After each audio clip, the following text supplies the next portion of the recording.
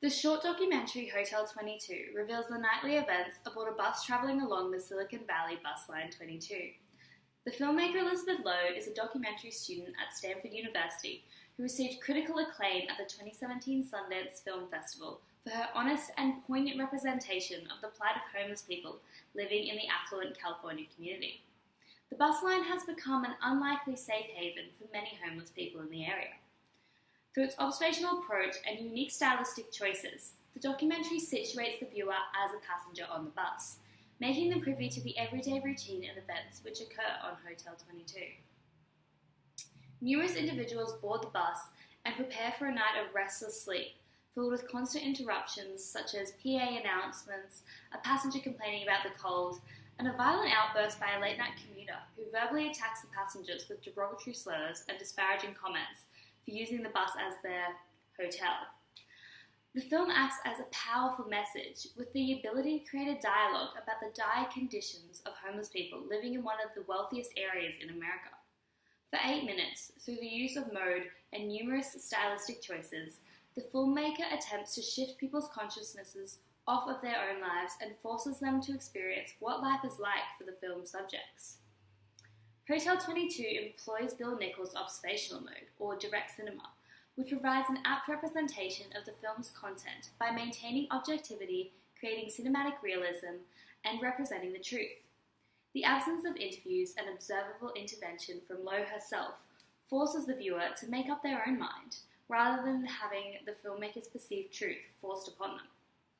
This emulates that cinema verite style, which attempts to help the viewer understand and sympathise with the plight of the subjects.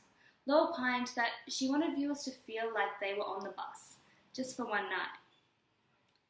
Moreover, observational films aim to convey the real-time duration of events, to communicate a lived experience. And while Lowe admits that the footage was filmed over the course of a week, its purposeful editing constructs a strong sense of continuity, and that portrays one single night. An interesting point is raised, though, when analysing this documentary. At what point does it become the filmmaker's responsibility to intervene?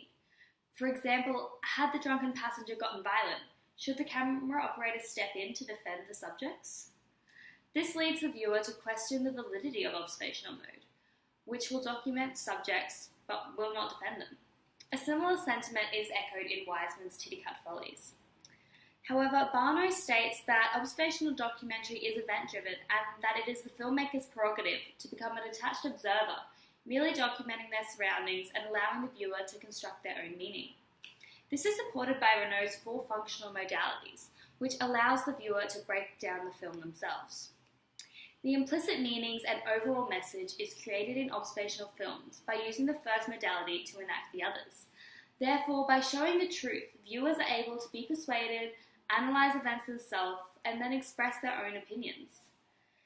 In this film, by clearly recording the events, the filmmaker invites the viewer to experience the realities of the subjects, thus persuading them to feel empathy for their situation. Finally, the stylistic choices made by Lowe is supported by the mode in portraying the overall message of the documentary. This is most clearly seen in the portrayal of the setting. The intimate and enclosed location of the bus, accompanied by the tightly cropped shots, create an immersive effect which encapsulates the viewer, emphasising the restlessness, the constant tension, and the precarious situation of the passengers. The film also lacks the presence of a strong dialogue.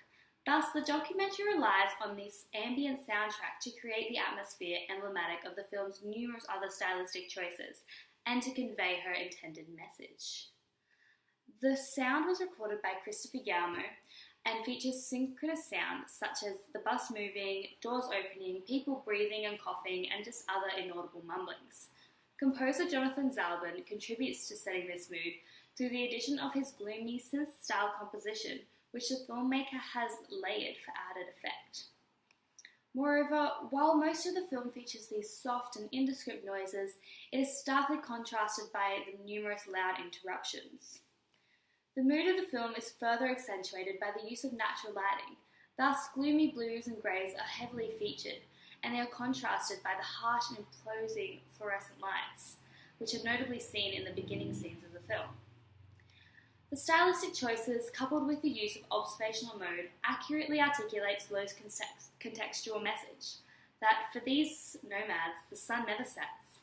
Here are a forgotten people, constantly beaten down, unsafe and unwanted even within the confines of their lone sanctuary. In this constantly shifting world of Hotel 22, there is no relief.